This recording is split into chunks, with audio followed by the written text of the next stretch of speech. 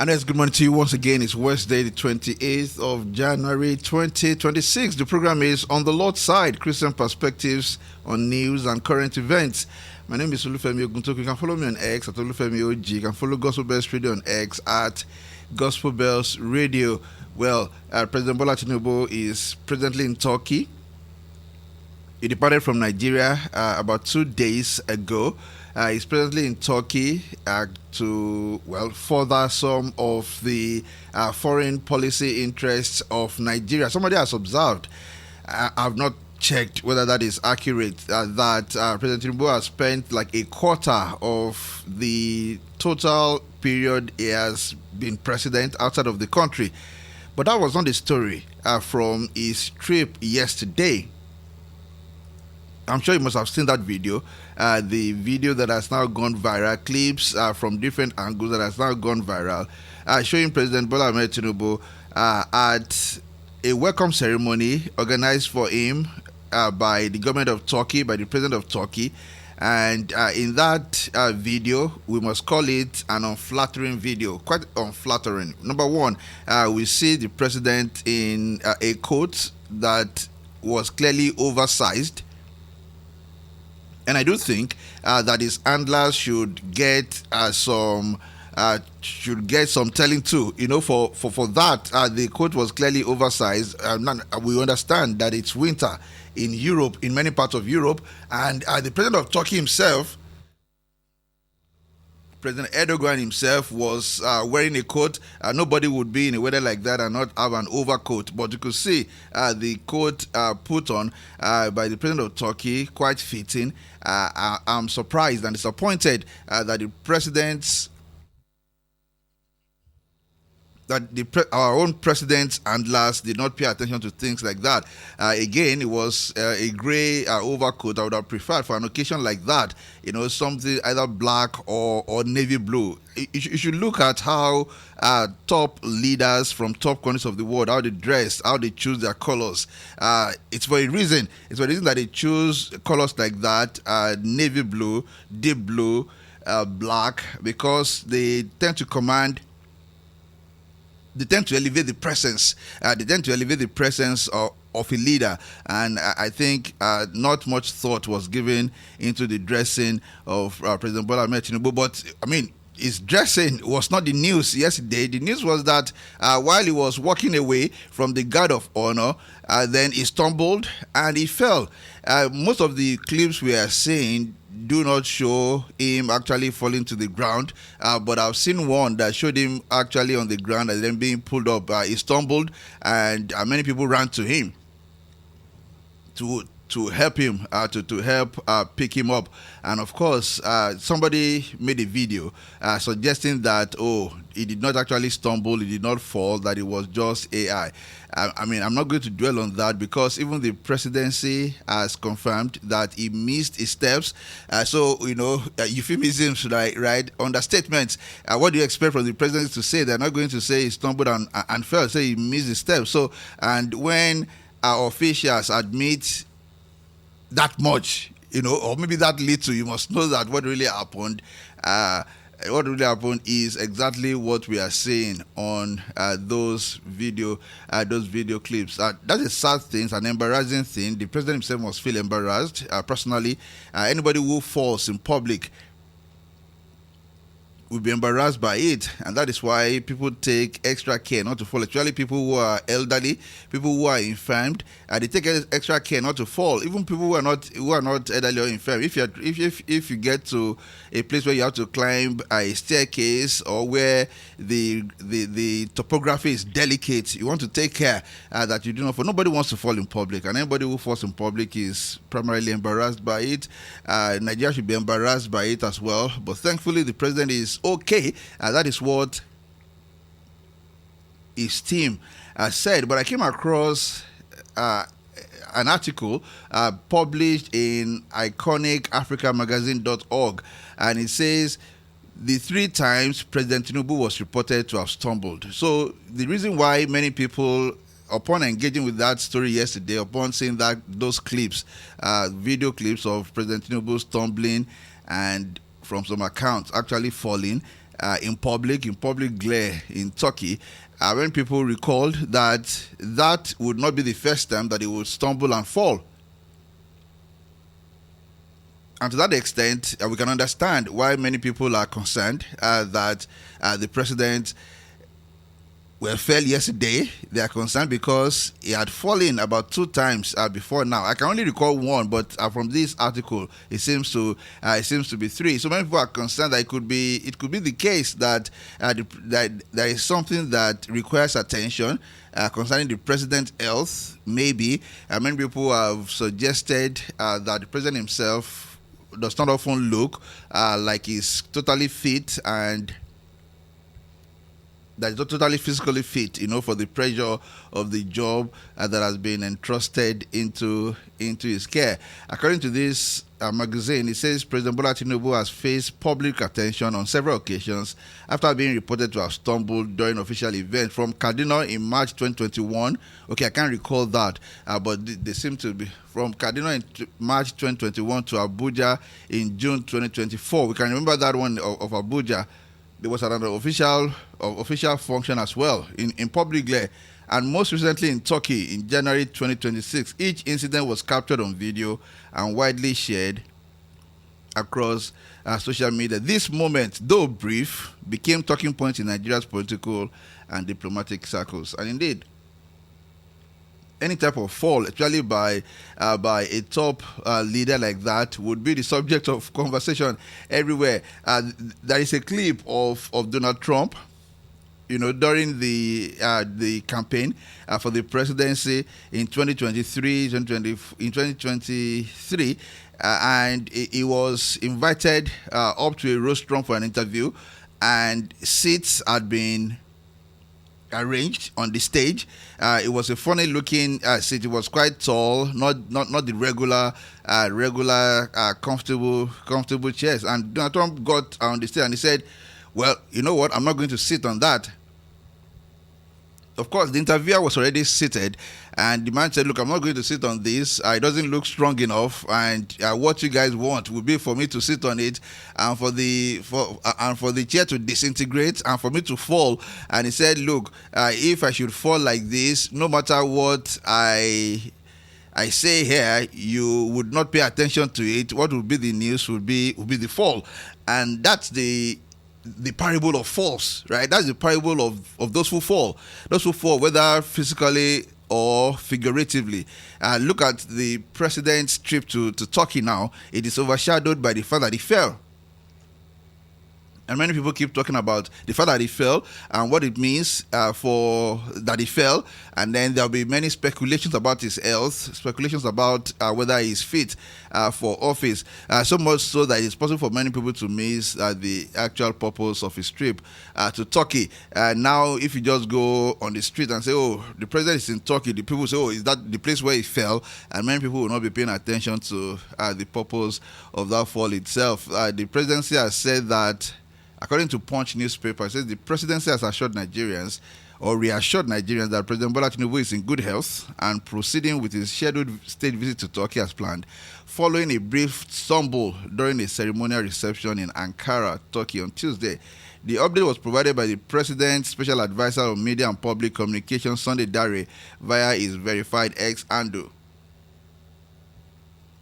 Dare confirmed that the President moved from the ceremonial welcome to scheduled bilateral meetings with Turkish President and other senior officials. President Tinubu, this is what he wrote, quote, President Tinubu, after his stately welcome ceremony in Ankara, proceeded to scheduled bilateral meetings with the President of Turkey and other senior government officials. So the President is saying to us, yes, that he stumbled after a brief stumble, but hey, it's okay, and he's proceeding well. I think we should be glad that he's okay.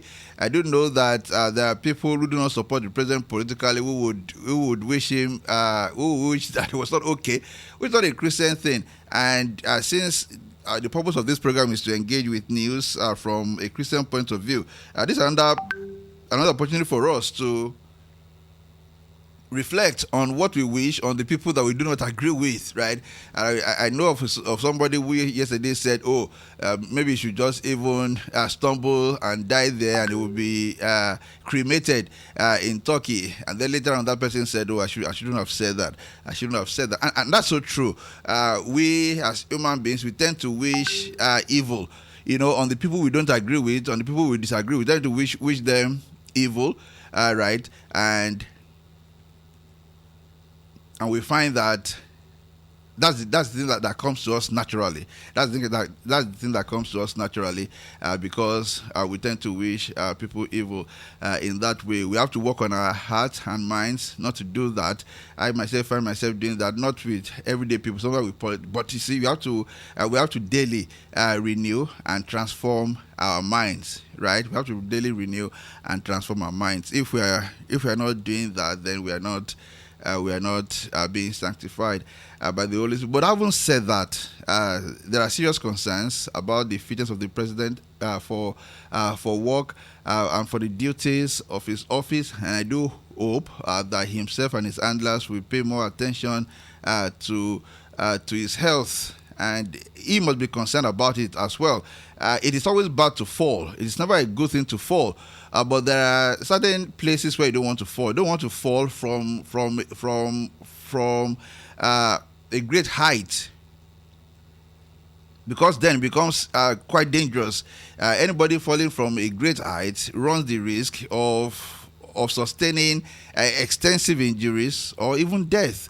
Again, you don't want to fall in public. It is one thing to fall maybe in your own house. Maybe you wanted to sit on a chair, the chair disintegrates, or something else, but just in your room, just in your sitting room. Maybe before you, maybe those who maybe it will just be your family members, your close family members, who can see you, who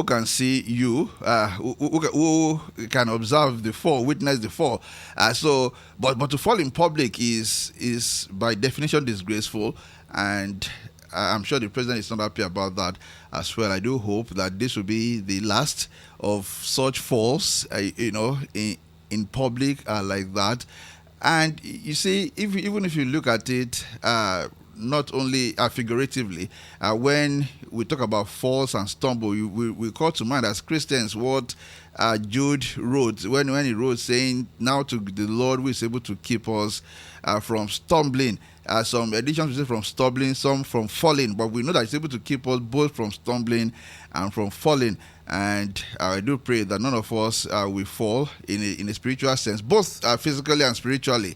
That none of us will experience such kind of fall, whether it is fall from a medium height or from a great height, in public or in private. May the Lord keep us from falling indeed. So my takeaway from this story will be, well, the president should pay attention to his health.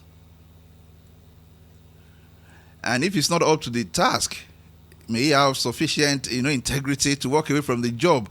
Unfortunately, we have in the world, and especially in many parts of Africa, where people don't care whether they are up to the job or not. They just want to sit tight. They want to sit tight. And you look all over Africa, especially West Africa, and even some other part of Africa. In fact, I was looking at Twitter early this morning just to see what comments people are passing on this story, and somebody looked at that video of the President Tinubu stumbling in Ankara and said, "Look, is this not Paul Biya that I'm looking at?"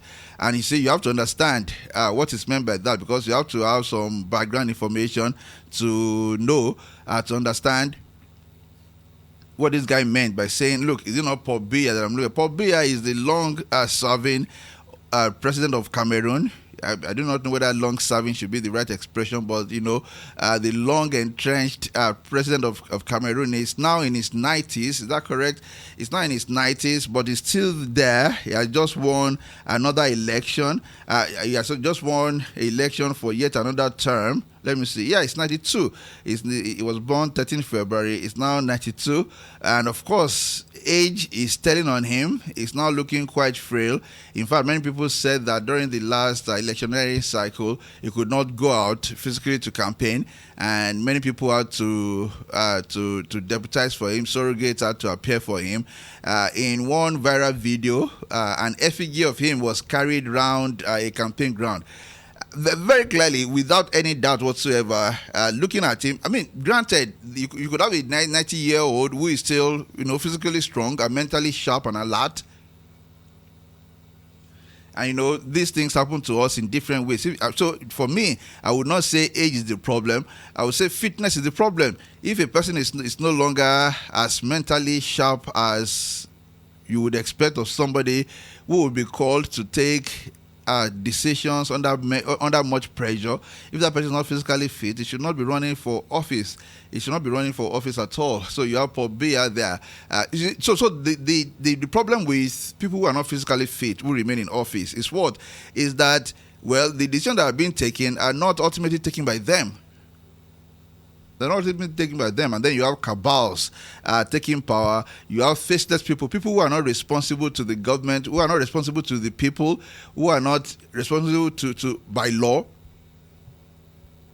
They tend to become the people who are actually taking the decisions. And it's a sad thing that after President Muhammadu Buhari, we are now also saddled with another president who appears to not be as fit as should be. You must have listened to the different interviews recently granted by the widow of President Muhammadu Buhari and his daughters, who said in many different interviews, just do a Google search, you're going to find it, who confirmed what everybody knew even at that time, that President Buhari was not the one taking the top decisions, that he was being teleguided by a cabal. And that is why many people who are close to the president, who are his supporters, they will be the first to urge him not to step down on grounds of ill health.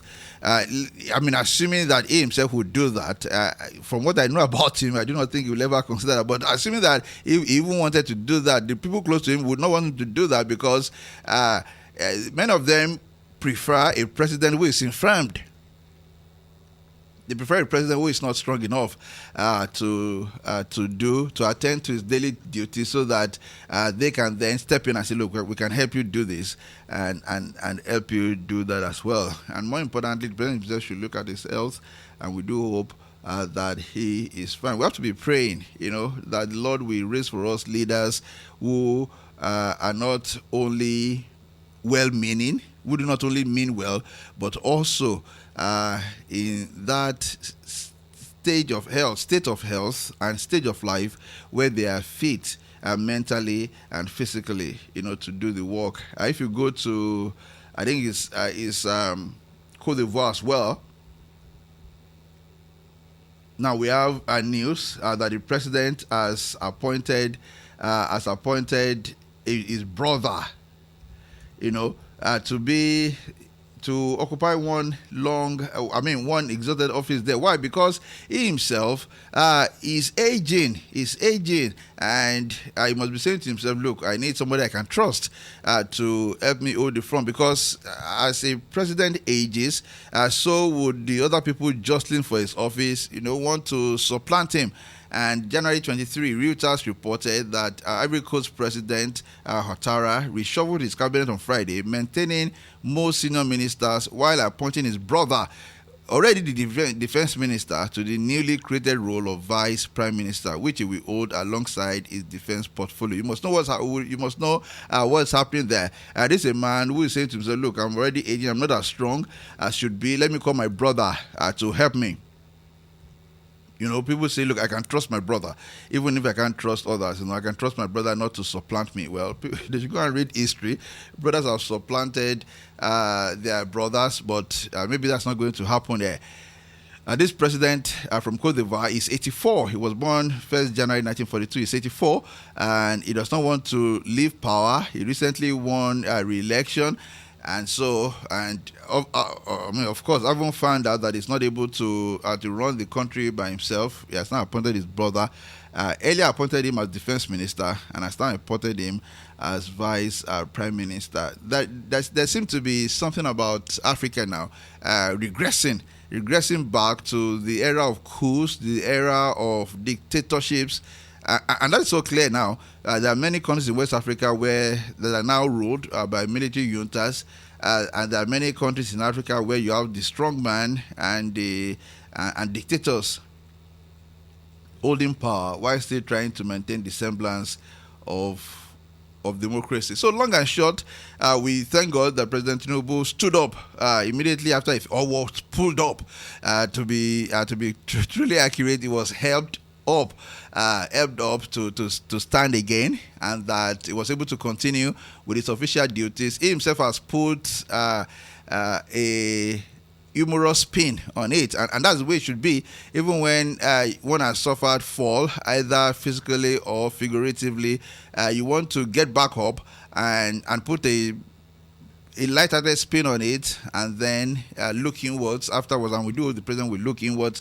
I mentioned there that the president was pulled up, because from the videos I've seen, it was actually pulled up. Indeed, as he stumbled and was falling, many people ran, to help him, and that's a beautiful thing, and that's what you would expect. He himself had aides there, and of course Turkish guards as well. Many people ran to help him. I do pray that you will not fall, that you will not experience any type of fall, but if you should ever stumble, may you find people to rally around you to prevent you from falling, and if you fall, may you find people to pull you up. How sad, how sad for anyone who at the time of falling has no one to pull him up. Of course, you know that portion from the scriptures where it says two are better than one, and that portion of the scripture gives us the reason, right? It says two are better than one. Why? Because they have a good return for their labor. That's one. And then two, if either of them falls down, one can help the other up. So I'm just looking at the incident of the president falling in Turkey as a parable of sorts. The parable number one, that those who fall should get back up and not remain on the floor. And you can apply spiritual truth to that. Number two, those who stumble and fall, may they have around them those who can pull them up, because sometimes you cannot get up, by yourself. Number three, those who have been stumbling and falling repeatedly should be asking themselves questions: what is happening? That is a medically sound advice, even if I have no credentials to give medical advice. But medical doctors will tell you, well, if that's been happening over and over, you should pay attention and should ask questions. And those who haven't paid attention have been told that they are not truly fit, for the duties that they have assumed.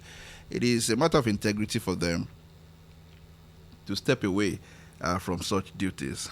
And above all else, I'm going to say the prayer from Jude, which is a prayer that every one of us, should pray. We should commit ourselves into the hands to Him who is able to keep us from stumbling. It is to Him that I commit myself. It is to Him that I commit you, my friends, as well.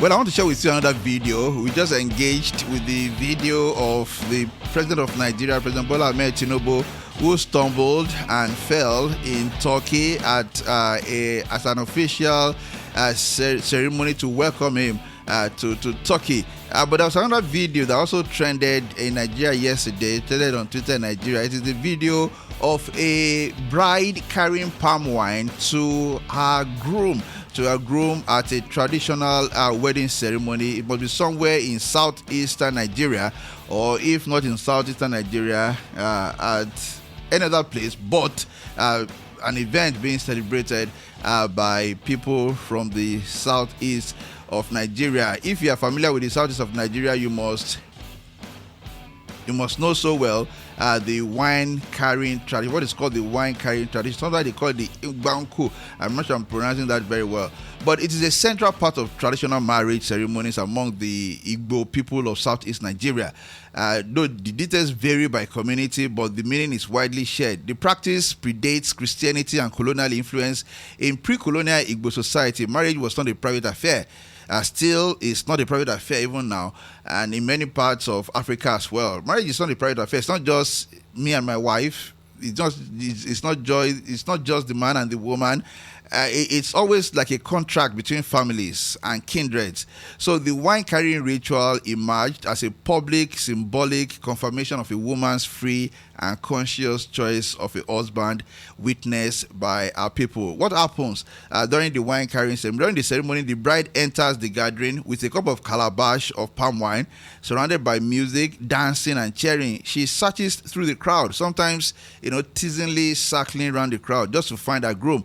When she finally hands the wine to the groom and he drinks it, then the marriage is formally acknowledged. And many people have said that there are many symbolisms in the wine carrying tradition. Number one, it shows consent, that the bride, it shows that the bride consents to the marriage, because she carries the wine and carries it to the groom, or to the man of her choice, who then becomes the husband. So it shows consent. It shows public declaration. There is no marriage where the two of you go into it and say, look, we are married. Therefore, let's continue to carry on. Somebody once posed a question like that to me and said, look, where in the Bible does it say that there must be a marriage ceremony? What if I and this man, we come together and we say, well, I wed you, and it says to me, I wed you as well. And then you begin to sleep together and live together. You find in the Bible for many declarations that it must be public, there must be witnesses. The law requires it. The ancient Old Testament law also requires witnesses to be at momentous occasions like that. So the wine carrying shows the consent of the bride. It shows public declaration. You have witnesses before families and elders and the community. It shows family approval because the bride carries the wine and gives it to the groom in the presence of the family, and they all applaud. So it shows family approval, and then there is legitimacy because it gives it to the husband, to the groom rather, and the groom drinks it publicly, and so there is in the eye of everyone in the community, there is legitimacy there. So why did this particular video trend yesterday? Was it because the custom is new? No, it is not new. Is it because it was done differently? Well, partly so. I'm going to describe that video to you, and if you want to see it, I will most readily share it with you. So in this video, you can see the bride, obviously dancing as you would expect.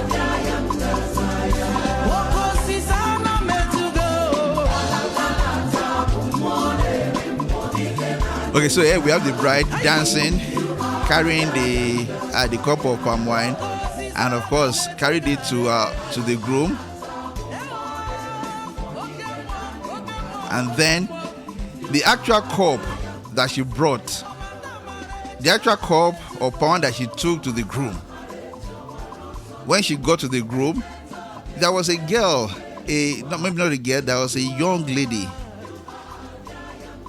squatting just behind the husband, and this young lady then handed the bride another cup of palm wine, and the bride put down the cup that she brought to the groom and took the other cup of palm wine offered by the young lady squatting behind the groom, and it was from that new cup, the cup handed to the groom by the girl squatting behind the groom. It was from that cup that the groom drank and then gave his bride to drink as well. Now, this is something that many people would not have observed, if not for videos and social media. Many people would not have observed.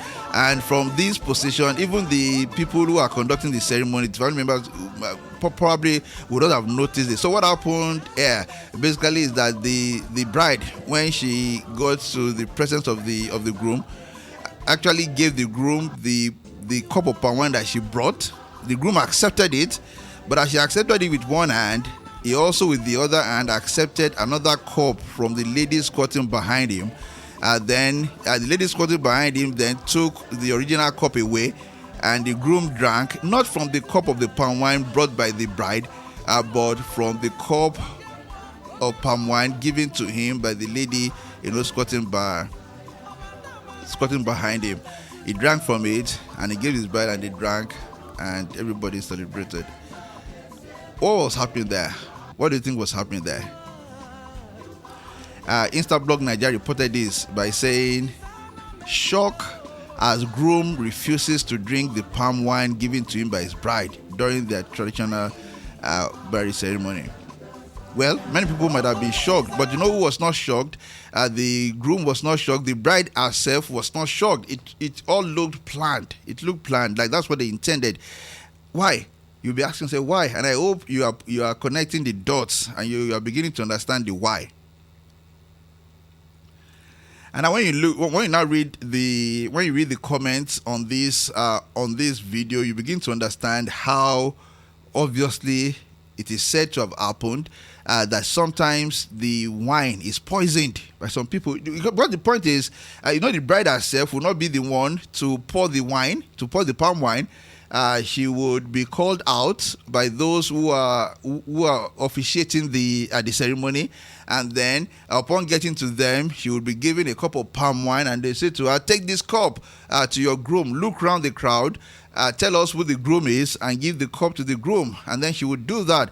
Obviously, from what I'm reading now, it must have happened, or must have been said to have happened, that sometimes the cup is poisoned, and the unknowing bride would then take the cup to a groom, who unknowingly too would drink it, and then all sorts of evil could happen to them that way. Somebody wrote saying, because the first person who wrote this said, "This is sad." He said, "This video is just sad." That's what this person wrote. Quite an influential person on Twitter, Agba John Doe. He said, "This video is just sad." And then another very prominent man from the southeast of Nigeria, Dr. Joe Abba, also commented on it, and he said, how is that sad? He said, "In the village," and I'm quoting quote now, he said, "How is this sad? Sad how? John Doe, in the village, don't drink or eat anything in public unless it is served to you by your mother or your wife. I am Ezemo, I know things." That's what he wrote. And another person replied and said, from the video, I may not be surprised that his wife told him to do this.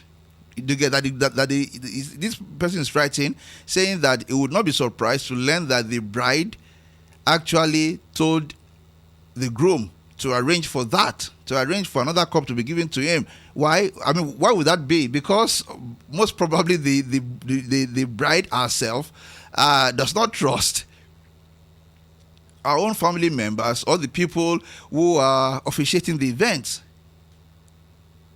This person wrote saying, quote, "In fact, all this swap of drink may be carefully planned out by his supposed in-laws. The bride's father may not even trust some of his own people that gave him the drink to give to his daughter." Okay, so I understand that the drink is given by the bride's father. It's given to the bride by the bride's father. But then, the point is, this is street wisdom. Although the drink is given to the bride by the bride's father, you must know that the drink must have been given to the bride's father by somebody, right? By somebody. And Dr. Joaba agreed. He said, "Looking at it closely, I agree with you. I think it may have been the bride or her father that arranged for the drink to be swapped." And somebody wrote saying, the original person who posted this, who wrote saying this is sad, somebody explained what he meant. Said, "It is sad because it isn't supposed to be so, but wicked people have ruined happy moments like this." And Dr. Joaba said, "I get it now. Thanks, my sister." So I hope we all can agree that in that video, I mean, we started by exploring the beautiful wine carrying culture of the Igbo people of Southeast Nigeria, and that this video reminds us that now people have come to realize that even at such happy moment, evil has reared its head many times, so much so that people are saying, look, be cautious, and grooms will now not take from the hand of their bride the cup of palm wine that they bring to them. They will not take the cup from them, but they will arrange for another cup to be handed to them from which they will drink. And I do agree with this person who said it is sad. And it is sad because we just find evil rearing its ugly head everywhere in the world. And that is why the world is so fallen. That is why the Bible says that God looked at humanity, looked at man and said, the thought of his heart are continually evil. There is no place where evil will not rear its head. There was a video that went viral when President Trump had his first overseas visit for his second term. He went to a number of countries. I think Qatar was the first port of call, or Saudi Arabia. I'm not sure, but I think this happened in Saudi Arabia, and he was seated. It was a public event. He was seated with the Crown Prince of Saudi Arabia, and somebody walked to him and handed him a drink.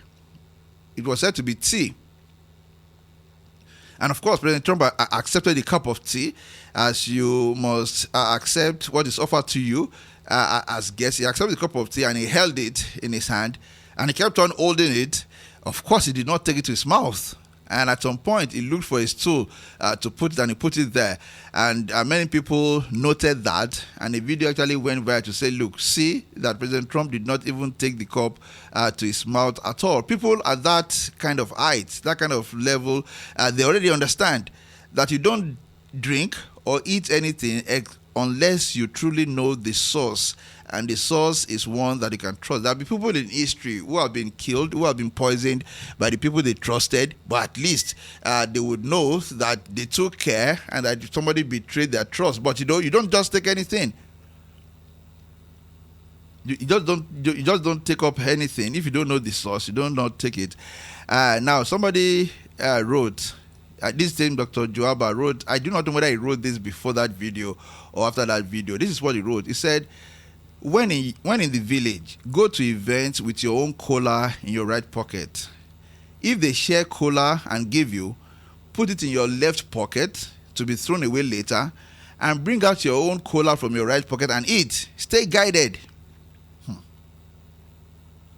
Another person wrote one street wisdom that I do hope you also know. This lady wrote saying, also, if you ever leave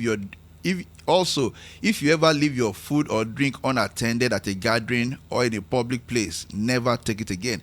And this is something that I've been able to say to my daughter over and over again. I always emphasize, the point is, if you're in a public place and you start eating and you have to stand up, or you start drinking and you have to stand up, and you leave your drink or food unattended, don't ever eat it again. And some will say, well, what's the big deal? Well, this is a gathering of, let's say, even Christians. This is a gathering, but you see, wisdom profits. And it's the principal thing. Jesus himself said, be wise as serpent. He said, I've sent you out as sheep in the midst of wolves. He has not sent us out to be killed by those wolves. He sent us to be wise and to prevent ourselves from being harmed or killed by those wolves. And here we see, practical wisdom. Somebody looked at all of this and said, well, I think you guys have watched too many Nollywood movies. In Nollywood movies, these are movies, from Nigeria. You find that many of these themes are expressed in many of those movies, where you find an uncle planning to poison the husband of the niece, and many sorts, all sorts of themes, in those movies. This person said, look, all of you talking about when you go to the village, don't eat the cola you are given, put it in your left pocket, do this, do that. He said, you have seen too many Nollywood movies. Nobody wants to kill you in the village with cola. Now, this is what this person said. And I read this, and I'm reminded of the simple-minded and the foolish. And the foolish people. Now, this is not to say that we become untrusting of so many people, that we become distrustful rather of everybody. It's not saying that we should become so distrusting of people or cynical even of people's intentions, so much so that you are giving a drink, you don't want to drink, you are giving this, you don't want to drink. It's just saying that you should be watchful. You should be watchful, and you should be wise. One must not get to either extreme. So this is one extreme that this commentator has got into, the extreme that says it's just stuff of movies. Nobody wants to harm you. That's a very sad extreme. It's an unwise extreme, foolish even, to say, look, there's no danger anywhere. Another extreme is to say, oh, I will not even associate with anybody again. I'll be on my own because everybody wants to harm me. Or to say, I'll never eat outside again because everybody wants to harm me. That's another extreme that is sad, and it is also foolish. But there is a midpoint. A midpoint is be careful. A midpoint is be watchful. A midpoint is you have to appreciate that there is evil in the world. So that's what I'm trying to make. That even from a Christian perspective, the Christian perspective starts from the appreciation that there is evil in the world, that there are wolves in the world, that we are sheep, we cannot do any such evil. Jesus said, be wise as serpents, but be gentle as doves. And so if you are sheep in the midst of wolves, you want to be careful. You want to be very careful and to take care. And not to take care will be foolish. Indeed, not to take care will be disobedient to the Lord, who has said, be wise as serpent. So I'm not saying people should go to the other extreme and say, look, I'm not going to associate with anybody, or I'm not going to eat at any public function. Neither should any Christian be on that other side of the spectrum as well, who say, look, there's no danger anywhere. You just be. We have to be right there in the middle, where you pay attention to the places you go, you pay attention to the things you eat, and you appreciate that there is evil, and that there is true evil in the world. I think the most telling comment on this for me, there will be two. The first one raised a rhetorical question, and this person wrote the question saying, well, why are you associating with them at all if you don't trust them? Okay, it was this gentleman, Benga Samuel Wemimo, who is also quite an influential voice on Twitter. He wrote, said, if we have to be this suspicious of our kinsmen, why associate with them? And I mean, you can see the point, the very profound point in what he has written. If we have to be this suspicious of our kinsmen, why associate with them? But I will correct this assertion by saying the point is not being suspicious. It is, if you have to be this careful around our kinsmen, it's not being suspicious. It is being careful. It is being careful. When you say, well, if anybody gives me something, the source of which I do not know, I'm not going to eat it. That's not because you are suspicious of the person, because you are careful. The person who gave it to you himself might have been given that substance by somebody else. So if I leave my drink with my best friend, if I'm drinking with my best friends, my bosom friends, my childhood friends, my Christian friends, right? My Christian friends, I'm on the same table with them, and I have to stand up, and I stood up and went out and took a call or attended to one thing or the other, and getting back to the seat, I decided not to take that drink again or to eat that food any longer. It's not because I'm suspicious of them. It's just because I'm careful. They themselves perhaps might not have paid attention that somebody else went there, right? They themselves might not have paid attention that somebody already changed the food or something like that. So the person who gave you the food, the person who gave you the ingestible substance that you are refusing to eat, it's not necessarily the person you are suspecting of harboring an intention to harm you.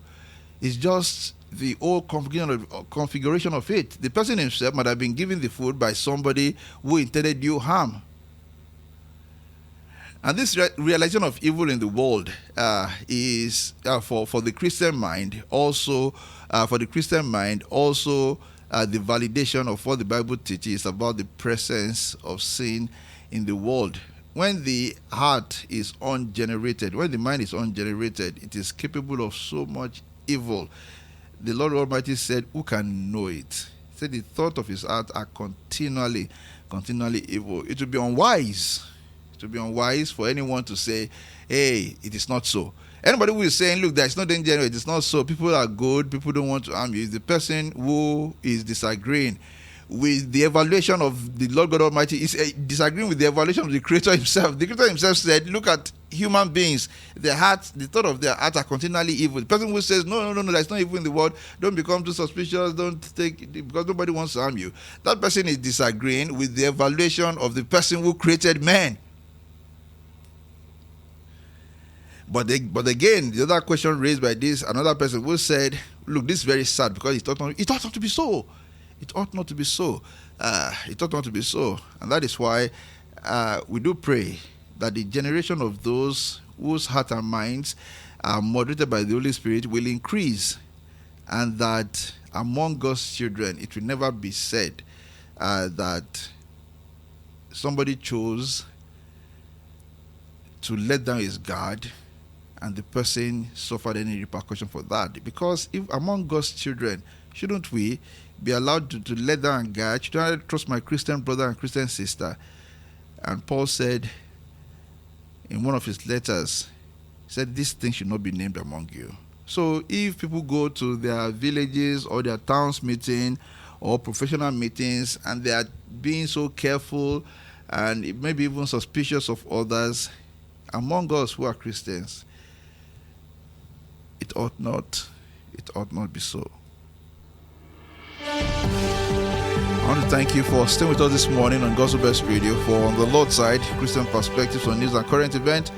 I hope to be with you again tomorrow by the grace of God. Whatever you do today, please remain firmly on the Lord's side. God bless you. God bless you really good. You are listening to GospelBellsRadio.com, the Christian internet radio with a mission to engage the culture with the mind of Christ. Keep listening and invite others, too. God bless you.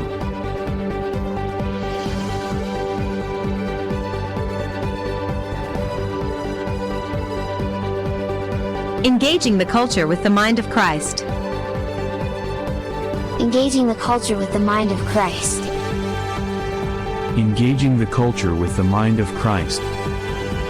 Engaging the culture with the mind of Christ. Engaging the culture with the mind of Christ.